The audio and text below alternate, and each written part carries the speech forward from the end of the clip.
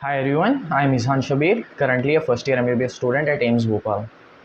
तो यार आज की इस वीडियो में हम नीट 2022 के पेपर के एनालिसिस करेंगे कि कैसा पेपर रहा, स्टूडेंट्स का क्या रिएक्शन था एंड मेरे अकॉर्डिंग पेपर में डिफरेंट सब्जेक्ट्स का कैसा लेवल रहा था, क्या पेपर लेंथी था, इसी के बारे में आज बात करेंगे।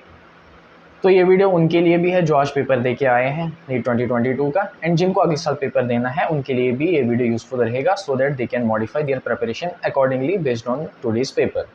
सो लेट्स स्टार्ट टुडेज वीडियो। सो पहले हम फिज़िक्स की बात करते हैं।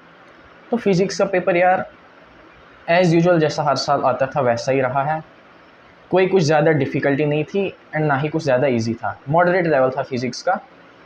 हालांकि कुछ क्वेश्चंस थ्योरेटिकल थे जो कि जनरली फिज़िक्स में न्यूमेरिकल्स पे ज़्यादा फोकस होता है, लेकिन कुछ ऐसे भी क्वेश्चंस थे जो कि आपको नहीं सॉल्व कर पाओगे आप अगर आपने एनसीईआरटी नहीं पढ़ी हुई है। तो इस बार चेंज ये थी कि कुछ क्वेश्चंस स्टेटमेंट बेस्ड भी थे, जैसे कि असर्शन रीज़न टाइप क्वेश्चंस जो कि जनरली एम्स वाले पेपर में पूछे जाते थे।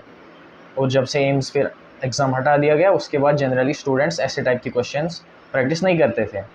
हालांकि इस पेपर में देखा गया कि बहुत सारे क्वेश्चंस थे statement based, assertion reason based, तो इन क्वेश्चन में स्टूडेंट्स को थोड़ी सी दिक्कत आई है। जैसे कि ये वाला क्वेश्चन है बायो सेवर्ट्स लॉ पे, इसमें भी स्टेटमेंट बेस्ड क्वेश्चन है, 2 स्टेटमेंट्स दी हुई है and then we are asked in 2 statements के बारे में कि कौन सी सही है और कौन सी गलत है। देन बाकी क्वेश्चंस तो सिंपल ही रहे हैं फिज़िक्स में। कुछ क्वेश्चंस थ्योरेटिकल रहे हैं जो कि बिना एनसीईआरटी पढ़े आप ठीक नहीं कर सकते थे। जैसे कि अगेन एक असर्शन रीज़न वाला क्वेश्चन है, the stretching of A spring is determined by share modulus of the spring, the coil spring of copper has more tensile strength. तो अगेन ये आपको एक नई चीज़ देखने को मिली है पेपर में। सो इसका क्या मतलब है? इसका मतलब है कि हम अब फिज़िक्स की एनसीईआरटी को भी इग्नोर नहीं कर सकते हैं।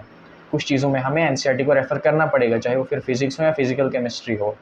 पहले इन 2 सब्जेक्ट्स, इन 2 पोर्शंस में हम एनसीईआरटी को उतना वैल्यू नहीं देते थे, लेकिन आज का पेपर देख के लगता है कि अब एनसीईआरटी किसी भी सब्जेक्ट की हम नहीं छोड़ सकते हैं, इवन इफ़ कि वो फिज़िक्स की ही क्यों ना हो। देन बाकी नॉर्मल क्वेश्चंस ही रहे हैं, कोई ज़्यादा डिफ़िकल्ट नहीं है। ये जो मैंने बताया यही 2 चीज़ें नई थी। फिर केमिस्ट्री की अगर हम बात करें तो केमिस्ट्री में ऑर्गेनिक केमिस्ट्री ठीक ठाक रही है, अगेन मॉडरेट लेवल की है, ना ज़्यादा टफ और ना ही ज़्यादा ईजी। इनऑर्गेनिक केमिस्ट्री में अगेन वही ट्रेंड रहा है कि एनसीईआरटी की लाइन से क्वेश्चंस पूछे गए हैं। अगर आपने एनसीईआरटी अच्छे से पढ़ी है तो इनऑर्गेनिक में भी उतनी कोई ज़्यादा दिक्कत नहीं आने वाली। फिजिकल केमिस्ट्री में थोड़ा सा आई गेस ट्रिकी पूछा गया है।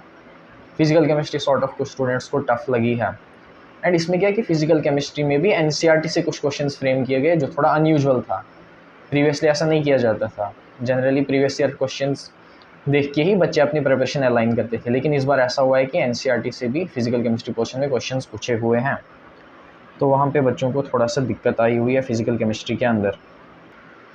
हाँ, तो बात करेंगे फिर बायोलॉजी की, बॉटनी एंड ज़ूलॉजी की। तो इसमें भी एनसीईआरटी बेस्ड ही पेपर था, कुछ ज़्यादा क्वेश्चंस आउट ऑफ एनसीईआरटी नहीं थे। यहाँ most of the paper NCERT based ही था, एनसीईआरटी की लाइंस को ही ट्विस्ट करके क्वेश्चंस पूछे हुए थे। अगेन इसमें कुछ स्टूडेंट्स को बायो लेंथी लगी है, क्योंकि इस बार 20 मिनट्स आपको एक्स्ट्रा मिले थे, 180 के बजाय आपको 200 मिनट्स मिले थे पेपर अटेम्प्ट करने के लिए। तो इस बार एनटीए ने क्या किया है, पेपर में स्टेटमेंट्स बहुत ज़्यादा दे दिए, स्टेटमेंट फॉर्म में जो क्वेश्चंस पूछे हैं। जैसे बायो में भी कोई सिंगल करेक्ट आंसर के बजाय बहुत सारे ऐसे थे जिनमें option A B C are correct, A B C D are correct, ये असर्शन रीज़न पूछा हुआ है।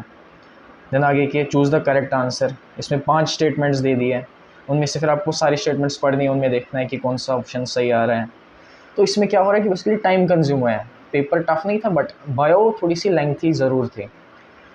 जनरली स्टूडेंट्स बायो पे ऐसा फोकस करते हैं कि बायो सबसे पहले अटेम्प्ट करके मिनिमम टाइम में कंप्लीट करते हैं, लेकिन इस बार बायो में टाइम लगा, मल्टीपल स्टेटमेंट्स, क्योंकि हर क्वेश्चन में मल्टीपल स्टेटमेंट्स थी, तो उनको पढ़ने में देन कुछ ऑप्शंस को एलिमिनेट करने में ऑब्वियसली टाइम लगा है। Then same goes with zoology also, zoology में भी there were assertion reason type questions, and then section B में अगेन स्टेटमेंट बेस्ड क्वेश्चंस है। सो या इस वीडियो को मैं समराइज़ अगर करूँ तो पेपर ज़्यादा डिफ़िकल्ट नहीं रहा है, पेपर का लेवल ठीक ठाक ही था, पिछले ईयर के जैसा ही था। कुछ नई चीज़ें इस बार ज़रूर पेपर में थी, statement and assertion reason type के क्वेश्चंस पर ज़्यादा फोकस किया हुआ था। बायोलॉजी में जो क्वेश्चंस थे उनमें 4-4, 5-5 स्टेटमेंट्स दी हुई थी, देन उनमें 2-3 स्टेटमेंट्स करेक्ट थी, जैसे option A B C are true, A B D are true. तो इसको ज़रूर पढ़ने में आपका टाइम ज़्यादा लगा है बायो को अटैम्प्ट करने में। तो नीट 2023 एस्पिरेंट्स के लिए इस बार एडवाइजेबल यही है कि आपको किसी भी सब्जेक्ट की एनसीईआरटी इग्नोर नहीं करनी है, भले ही वो फिजिक्स हो या फिजिकल केमिस्ट्री हो। You have to go through the NCERT of every chapter, every single chapter of every subject. And paper attempt करने की स्ट्रेटजी यही रखनी है कि बायो को हमने कम से कम टाइम में कंप्लीट करना है। जैसे कि आपने इस बार देखा, बायो में ही बहुत ज़्यादा टाइम लग रहा था स्टेटमेंट्स को पढ़ने में, तो अब बायो को कम टाइम में कैसे कवर करेंगे?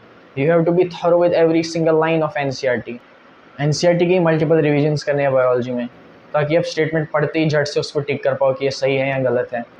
ऐसे आप बायो मिनिमम टाइम में कवर कर लेंगे, so that you will save time for the other two subjects, physics और केमिस्ट्री के लिए। So yeah, that's it about the video. Thanks for watching.